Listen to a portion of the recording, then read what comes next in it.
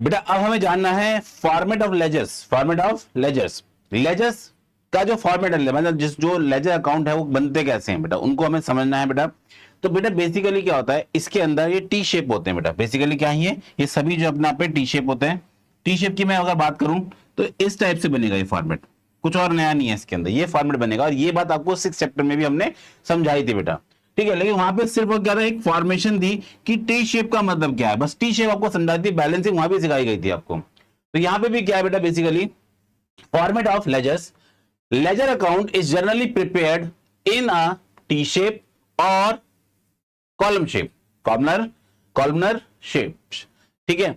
Each account has two sides, इसकी दो साइडें होती हैं, जिसमें कि आप ध्यान देना बेटा, जो हमारे पास अगर मैं ऐसे बात करता हूं, अगर मैं इस तरह से खड़ा हो रहा हूं, तो ये आपके पास कौन साइड है बेटा, ये आपके लेफ्ट साइड है। और जबकि ये साइड कौन सी है आपके पास, ये आपके राइट साइड है बेटा। एनालाइज कर पाओगे कि आपके पास दो साइड्स है, एक लेफ्ट साइड, दूसरी क्या राइट साइड। लेफ्ट साइड को हम लोग डेबिट बोलते हैं, राइट साइड को हम लोग क्रेडिट बोलते हैं। यस और नो, यस सर।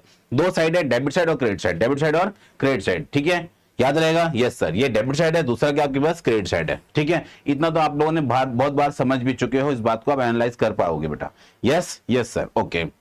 नेक्स्ट हम बात करते हैं क्या इसके बाद, कि जो टी शेप है उसकी फॉर्मेशन कैसी है, उसका फॉर्मेट कैसा है। तो ये इसका एक फॉर्मेट बनाया गया, ऊपर छोटा सा एक फॉर्मेट आपको समझाने की कोशिश की गई है। एंड साथ ही साथ आपको ये बात बताई गई है कि फॉर्मेट के साथ साथ ये जो फॉर्मेट है, इस फॉर्मेट के साथ एक मैंने साथ में एग्जांपल भी यहाँ पे लिखा हुआ है, ठीक है। ये एग्जांपल भी है, तो एग्जांपल को हम बाद में समझेंगे, पहले फॉर्मेट को समझते हैं। फॉर्मेट में ज्यादा कुछ नहीं है बेटा नया। फॉर्मेट जैसे कि बात को समझते हैं। यहाँ पे हमें क्या करना है, नंबर ऑफ कॉलम्स कितने हैं, नंबर ऑफ कॉलम्स कितने हैं। तो यहाँ पे आपके पास 1 2 3 4, तो ये 4 यहां तक आपके पास हो गए। एंड देन उसके बाद फिर रिपीटेड है, तो टोटल नंबर ऑफ कॉलम कितने इसमें, 8। टोटल नंबर ऑफ कॉलम कितने इसके अंदर, 8 है। सिंपल कितने होते हैं, 8 है। आप इसको देख पाओगे, अच्छे से एनालाइज कर पाओगे। तो 1 2 3 4 5 6 7 8, टोटल नंबर ऑफ कॉलम कितने, 8 कॉलम है। कितने कॉलम है, 8 कॉलम है। यहाँ पे ऊपर नाम आता है कि जिसके लिए भी आप इसको प्रिपेयर कर रहे हो, उसका यहाँ पे नाम मेंशन होगा। यहाँ पे अकाउंट का नेम होता है, क्या होता है, नाम होता है, जिसके लिए भी आप बना रहे हो, ठीक है। अब इसको बनाते समय आपको एक बात ध्यान रखनी है, पहले डेट, देन पर्टिकुलर, देन उसके बाद आप बनाते हो जेएफ। जेएफ मतलब जर्नल फोलियो। आप यहाँ पे जो जर्नल एंट्री लेके आए हो, कहां से लेके आए हो, उसका यहाँ पे रेफरेंस देना पड़ता है कि कौन से पेज नंबर से जर्नल एंट्री को आप यहाँ पे ट्रांसफर कर रहे हो। एंड देन फाइनली उसका अमाउंट होता है, जो डेबिट साइड का अमाउंट है इसलिए उसको डेबिट अमाउंट बोलते हैं। अगर क्रेडिट साइड का अमाउंट होगा तो उसको क्रेडिट साइड के अमाउंट बोलते हैं। यस और नो, यस। अभी इसकी एक्सप्रेशन भी हम लोग करने वाले हैं बेटा। एग्जाम्पल के जो मैंने यहाँ पे लिखा है, पहला आपके पास आता है यहाँ पे कैश अकाउंट। क्या है बच्चे, ये आपके पास कैश अकाउंट। तो कैश अकाउंट में ये बात ध्यान रखना, आप सबने मॉडर्न अप्रोच को अच्छे से समझा है। तो मॉडर्न अप्रोच के अकॉर्डिंग हम लोग कैश को क्या मानते हैं, एसेट्स मानते हैं। और एसेट्स में डेबिट साइड क्या होती है, पॉजिटिव, एंड क्रेडिट साइड क्या होती है, नेगेटिव। डेबिट साइड का मतलब होता है पैसे का इनफ्लो, और क्रेडिट साइड का मतलब होता है पैसे का आउटफ्लो, पैसे का आउटफ्लो। इनफ्लो और आउटफ्लो, इनफ्लो मतलब पैसे आना। जैसे कि आपने बिजनेस स्टार्ट किया तो पैसा आपके पास आया, तो आपने लिख दिया कैपिटल।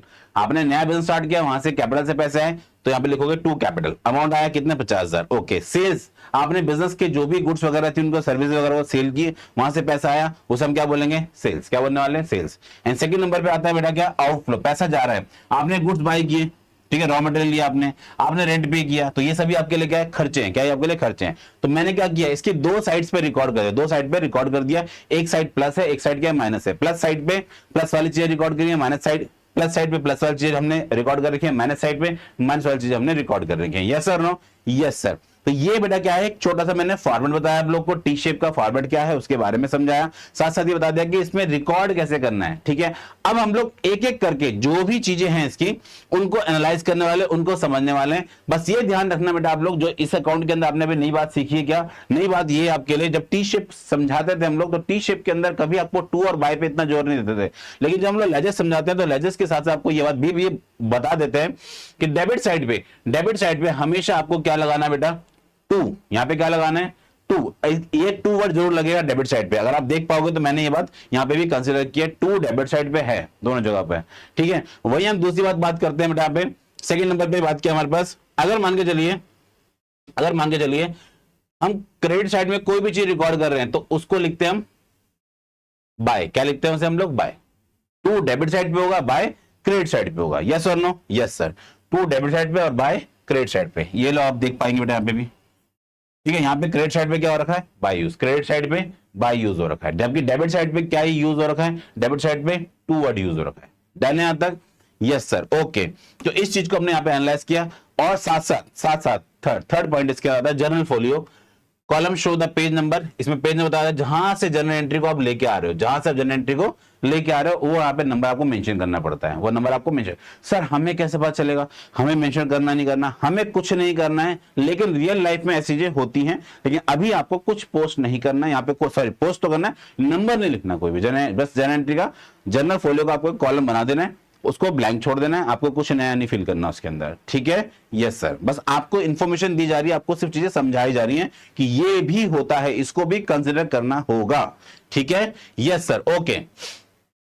अब हम बात करते हैं बेटा मैकेनिक्स की और पोस्टिंग, मतलब जब हम बनाते हैं चीजों को तो उसमें चीजों को कैसे, तो ध्यान देना, यहां पे लिखा rule of posting from journal to ledgers, ठीक है? तो यही है बेटा मैकेनिक। मैकेनिक्स का मतलब सिंपल है बेटा, क्या रूल को आपको फॉलो करना है, किसके बेसिस पे आपको फॉलो कर, मतलब किसके बेसिस पे आपको बना पाओगे, ठीक है? तो जरा पहले ध्यान देना, पहले मैकेनिक्स का मतलब क्या है। After recording the all transaction in journal, जब आप जर्नल में हर चीज को रिकॉर्ड कर लेते हो, the next step to post them into ledgers, बाद में काम आता है लेजर्स में पोस्ट करना। जर्नल एंट्री तो हमने कर ली, लेकिन अब क्या करना है, इसको लेजर्स में पोस्ट करना है। साथ साथ this process is known as posting, ये काफी अच्छा वर्ड है बेटा, this process is known as posting, इसी को हम पोस्टिंग वर्ड के नाम से जानते हैं बेटा, ठीक है? Yes sir. फिर आता है नेक्स्ट वर्ड आता है हमारे पास, मीनिंग ऑफ पोस्टिंग। पोस्टिंग का मतलब क्या है, पोस्टिंग का अर्थ क्या है, पोस्टिंग के क्या मतलब, क्यों उसको हम लोग जान रहे हैं, क्यों उसको समझना है बेटा। Meaning, what is the meaning of posting? Posting means transferring debit credit items, from journal to their respective accounts in the ledgers. Yes or no?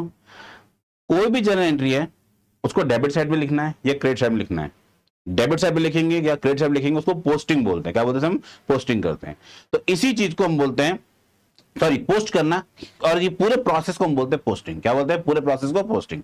Journal entry होगी आपकी, जर्नल एंट्री हो जाने के बाद अब उस ट्रांजैक्शन को आपको क्या करना है, डेबिट या क्रेडिट साइड में उनके अकाउंट में पोस्ट करना है। तो इस पूरे प्रोसेस को हम पोस्टिंग बोलते हैं। क्या बोलते हैं? पोस्टिंग बोलते हैं। यस और नो? यस सर, ठीक है। पोस्ट ट्रांसफर करना, पोस्टिंग पूरा प्रोसेस है। पोस्टिंग मींस पूरा प्रोसेस है। यस और नो? यही पूरे अकाउंट्स मतलब लेजर को बनाने की पूरी मैकेनिक्स है बेटा, ठीक है?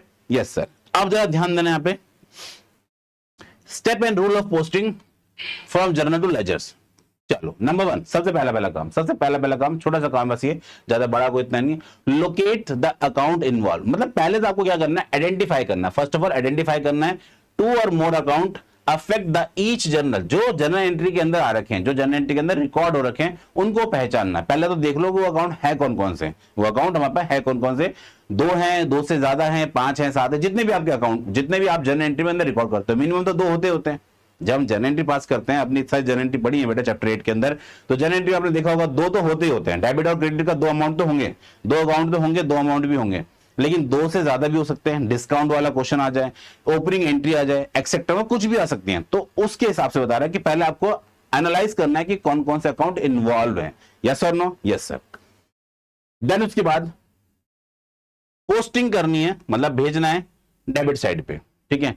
तो पहले जो भी अकाउंट होगा उसके डेबिट साइड पे जाएंगे हम लोग। डेबिट साइड पे जाने के बाद write the date and particulars में उसके बारे में बताएंगे, क्या चीज कहां से कितनी ट्रांसफर है, कहां से अमाउंट ट्रांसफर हो रहा है, किस हेड से आ रहा है, पर्टिकुलर्स में ये बताएंगे हम लोग।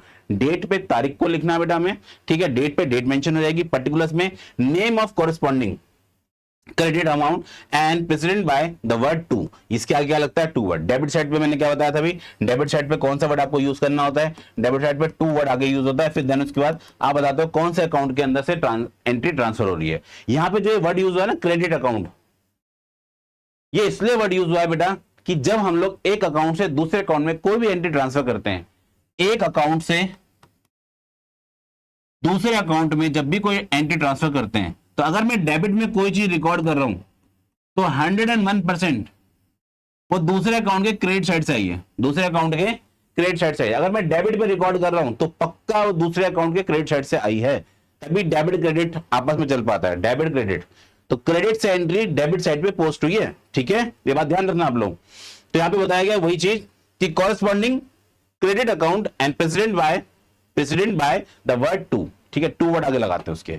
एंटर लास्ट में क्या है, एंटर द अमाउंट। तो तीनों कॉलम का रेफरेंस दे दिया उसने, डेट का भी बता दिया, पर्टिकुलर्स का बता दिया और इसका भी। सर जनरल फोलियो रहेगा, जनरल फोलियो में जनरल एंट्री जिस पेज पे हो रही है उसका नंबर लिखते हैं, लेकिन आपको ब्लैंक छोड़ देना है, इसलिए उसके बारे में बताया नहीं यहाँ पे, ठीक है। Yes sir.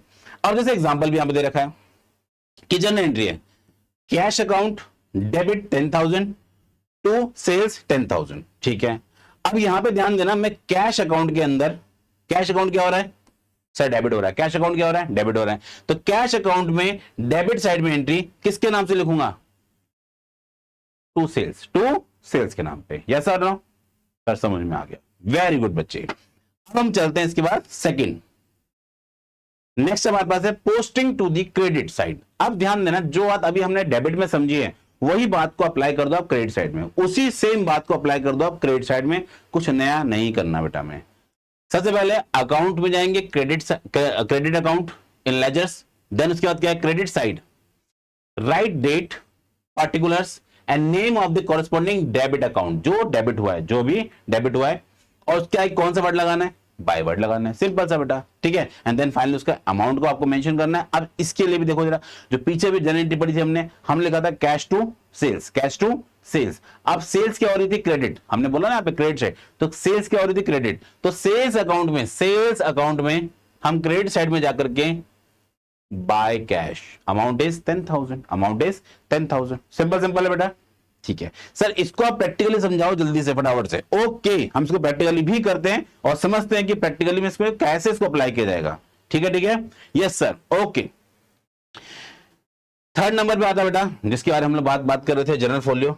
Enter the journal page number in JF column of the ledgers and it help to, ध्यान देना ये बड़ी इंपॉर्टेंट बात है बेटा, यहां बताई गई। जो इससे क्या होता है, cross referencing between the journal and ledgers. अगर मान के चलिए आपको किसी जर्नल एंट्री को चेक करना है कि जर्नल एंट्री हमने कहां से ली है, तो आप जर्नल एंट्री के आगे उसका जीएफ में आप लेजर्स के अंदर जो आपने पर्टिकुलर्स में जो भी नाम लिखा होगा उसके आगे जीएफ के अंदर नंबर मेंशन होगा, उस नंबर से जाकर के आप जनरल फोलियो चेक कर लोगे कि भाई ये एंट्री आई कहां से है, किसके कॉरेस्पॉन्डेंस में है, और वहां पे फिर आपने बिल नंबर मेंशन किया होगा, उस बिल नंबर जाकर आप बिल चेक कर सकते हो। तो हर चीज किसके लिए, रेफरेंस के लिए दी जाती है, रेफरेंस के, ताकि आप कल को जब क्रॉस वेरीफाई करोगे, क्रॉस चेक करोगे, तो उसे चेक कर पाओगे अच्छे से, उसको ऑथेंटिफाइड कर पाओगे कि ये चीजें सही हैं या फिर गलत है, सही है या फिर गलत है, ठीक है। तो टोटल हमारे पास पहला, दूसरा, ये थर्ड हो गया, अच्छा ये फोर्थ है, सॉरी ये अपने आप पे फोर्थ है और ये अपने आप पे फिफ्थ है, ठीक है। Yes sir. नेक्स्ट हम बात करते हैं कि इसके बाद पोस्टिंग ऑफ कंपाउंड जर्नल्स। ध्यान देना, अब जो यहाँ पे फिफ्थ नंबर पे है, अगर मान के चलिए मल्टीपल हेड्स के अंदर रिकॉर्ड करना पड़ गया, तो जैसे यहाँ पे एग्जांपल के लिए दे रखा है, अगर मान के चलिए कंपाउंड एंट्री हो रही है, मतलब 2 से ज्यादा आगे, 2 या 2 से ज्यादा आगे, तो rent account debit, wages account debit to cash, rent wages to cash. तो अब आप इसको कैसे रिकॉर्ड करोगे, रेंट भी आ गया, वेजेस भी आ गया, तो वही बात हम कर रहे हैं दोबारा से। हम लोग क्या करेंगे, पहले रेंट के डेबिट साइड पे लिखेंगे, रेंट अकाउंट के डेबिट साइड पे किसके नाम से एंट्री होगी, कैश के नाम पे, अमाउंट कितना आएगा 2000। सिमिलरली वेजेस अकाउंट के डेबिट साइड पे किसके नाम से एंट्री, कैश के नाम पे 3000। एंड देन उसके बाद फाइनली आप जाओगे कैश अकाउंट में, कैश अकाउंट में किस साइड पे, तो यहां पे क्या है, क्रेडिट, तो क्रेडिट साइड में एंट्री होगी किसके नाम से, सीधा रेंट के नाम पे 2000, वेजेस के नाम पे, ठीक है।